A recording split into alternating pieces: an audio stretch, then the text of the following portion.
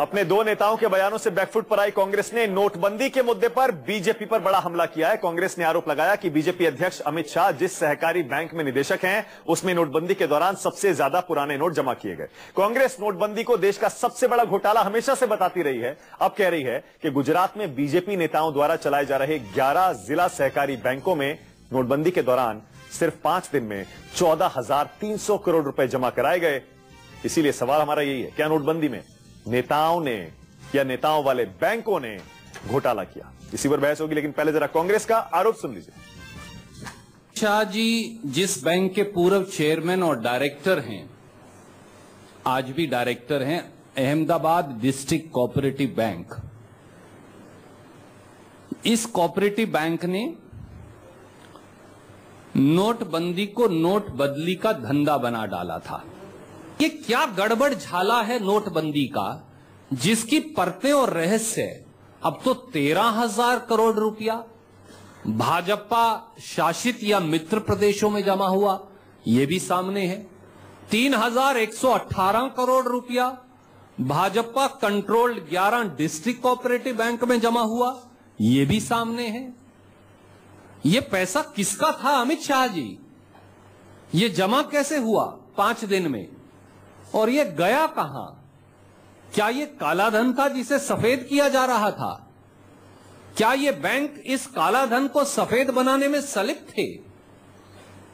और क्या मोदी जी और अमित शाह जी और देश के वित्त मंत्री अब एक निष्पक्ष जांच के लिए तैयार हैं?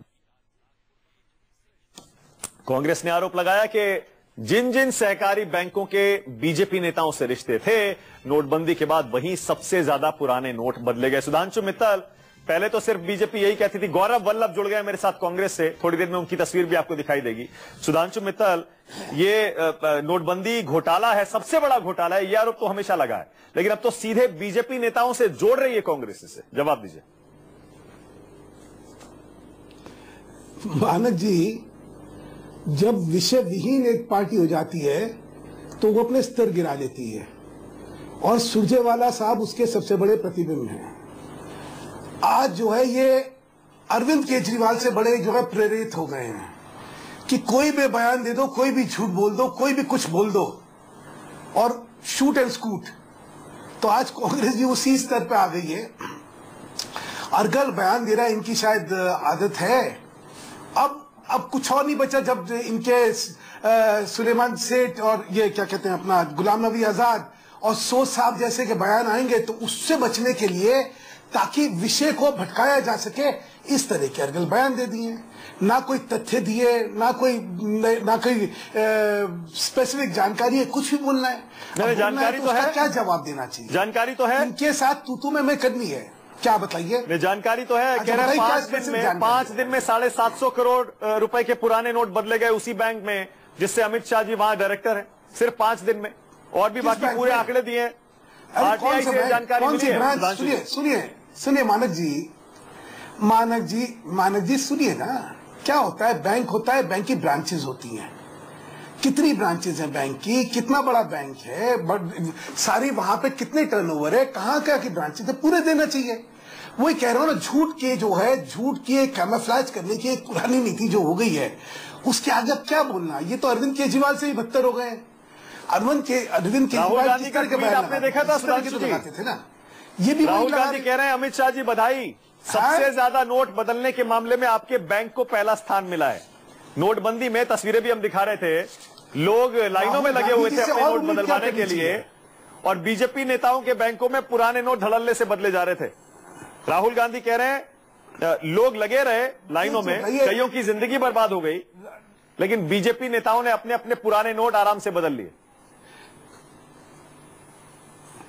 राहुल गांधी जी से और क्या उम्मीद करनी चाहिए, जो सर्जिकल स्ट्राइक पे ये कहें कि नरेंद्र मोदी जवानों के खून की दलाली करते हैं, जो इस हल्के आदमी स्तर की बातें करते हैं, उनसे और उम्मीद क्या? गौरव सुन रहे हैं आप मुझे? गौरव वल्लभ को तो ये उम्मीद करनी चाहिए इसी तरह की बात। गौरव जरा बताइए, ये घोटाला कैसे हुआ, और ये जो आप बता रहे हैं कि इतने बैंकों में इतने पुराने नोट बदले गए, ये घोटाला कैसे हुआ? सुधांशु मित्तल कह रहे हैं कि बहुत सारी ब्रांचेज होती हैं हर बैंक की, तो शुरू में इतने अगर नोट बदले भी गए स्वाभाविक है। सुधांशु 750 करोड़ सुधांशु मित्तल जी को बैंकिंग प्रणाली का ध्यान नहीं है। कौन सी बड़ी ये चीज है? डिस्ट्रिक्ट कोऑपरेटिव बैंक होते हैं जिनको डीसीबी कहते हैं। ये Ahmedabad district cooperative bank, Rajkot district cooperative bank, Bharuch district cooperative bank, Baroda, Surat, Banaskantha, यहाँ पर 3200 करोड़ के नोट पहले 5 दिन में बदल दिए गए और उसके बाद वो रिजर्व बैंक ने डिस्ट्रिक्ट कोऑपरेटिव बैंक को नोट बदलने के लिए बैन कर दिया। ये सिर्फ 5 दिन में ऐसा क्यों हुआ? ऐसा क्यों हुआ कि 65% नोट इन 5 दिन में बदल लिए गए? आप मुझे जवाब दीजिए। आप डाटा की बात कर रहे हो। अहमदाबाद डिस्ट्रिक्ट कोऑपरेटिव बैंक की कितनी ब्रांचेज है? इसकी ज्यादा ब्रांचेज नहीं है, पर जहाँ पर अजय पटेल साहब जो उस बैंक के चेयरमैन है, जो कि भारतीय जनता पार्टी के नेता है, उस बैंक में एक डायरेक्टर है जिनका शुभ नाम यशपाल चुड़ासमा जी है। वो वही व्यक्ति है जो जय शाहजादा केस में भी काम कर रहे थे। मेरा आपसे ये सवाल है कि पूरे देश में अगर 65% नोट सिर्फ भाजपा कंट्रोल बैंकों से बदले गए डीसीबी में, तो दूसरे बैंकों में क्यों नहीं हुआ? यही बात। मेरा दूसरा आपसे सवाल है। एक एक करके गौरव एक एक करके पूछेंगे तब याद भी रहेगा। ब्रेक ले लेता हूं।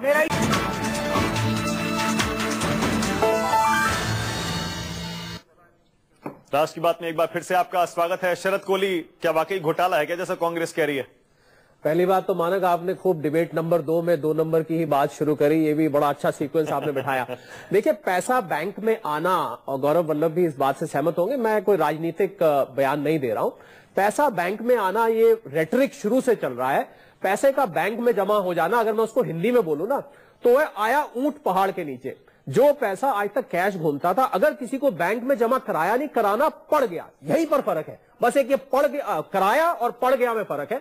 जिसको पैसा बैंक में जमा कराना पड़ गया, उसके लिए तो पहाड़ टूट पड़ा, क्योंकि आज तक तो वो पैसा था नहीं। देखिए, पैसे की जब ट्रेल मिल जाती है तो आपको उसको ट्रैक करना पड़ता है। अब मैं दूसरे सिरे की बात करूं। दूसरे सिरे की बात कि जो 18 लाख नोटिस निकाले गए हैं उन लोगों को जिनके 2.5 लाख से ऊपर कैश जमा थे। 1,16,000 नोटिस उन लोगों को निकाले गए हैं जिन्होंने 25 लाख से ऊपर पैसे जमा करिए। अब देखने वाली बात इसमें यह है कि इस एडीसीबी में, अहमदाबाद डिस्ट्रिक्ट कोऑपरेटिव बैंक में, उस सूची में वो लोग हैं 1,60,000 डिपॉजिटर मानक उस बैंक के हैं। इस सूची में वो लोग कितने हैं, यहां इसका जवाब मिलेगा। इसको किसी राजनीति से जोड़ना, पर कांग्रेस कह रही है सारे बीजेपी नेताओं के बैंक हैं, जो सारे उन्हीं के लोगों ने अपना पैसा जमा कर दिया होगा। बैंक किसी नेता का, कोऑपरेटिव बैंक का अर्थ होता है, cooperative bank cooperative society act 1912 के अंतर्गत बनाया जाता है। बैंकिंग रेगुलेशन एक्ट और बैंकिंग लॉ उसको कंट्रोल करता है। तो ये किसी एक व्यक्ति का नहीं होता, ये एक समूह का होता है। इसके सारे लोग शेयर होल्डर्स होते हैं, जितने भी डिपॉजिटर होते हैं, डायरेक्टर सब उसके शेयर होल्डर। अगर नेता होगा तो उसकी तो पावर तो होगी ना। अकेला नहीं होता है वो भी। मैं किसी को देखिए डिफेंड नहीं कर रहा हूं, मैं आपको उसकी प्रणाली बता रहा हूं, वो कैसे चलता है। तो ये बात, अब इसमें असली बात यह है कि जो आरोप कांग्रेस ने लगाए हैं उनको सिद्ध करने के लिए यह देखना पड़ेगा कि वो जो सूची किसके हैं, वो जो पैसे, वो पैसे किसने जमा करे गए हैं, उसमें उन व्यक्तियों के नाम है कि नहीं है, यहां पर इसका जवाब मिलेगा। ठीक है, मेरे पास आज टाइम खत्म हो गया है, बहुत कम टाइम दे पाया शरद आपको, माफी चाहता हूं उसके लिए। गौरव, आपकी भी हमें तस्वीर नहीं मिल पाई, उसके लिए माफी चाहते हैं। फिर दोबारा इस पर बहस होगी। बहुत बहुत शुक्रिया आज राष्ट्र की बात में आने के लिए, इस गर्मा गर्म बहस के लिए जो खासतौर से कश्मीर पर हुई थी। सुधांशु मित्तल और गौरव वल्लभ, आपका भी शुक्रिया। Thank you.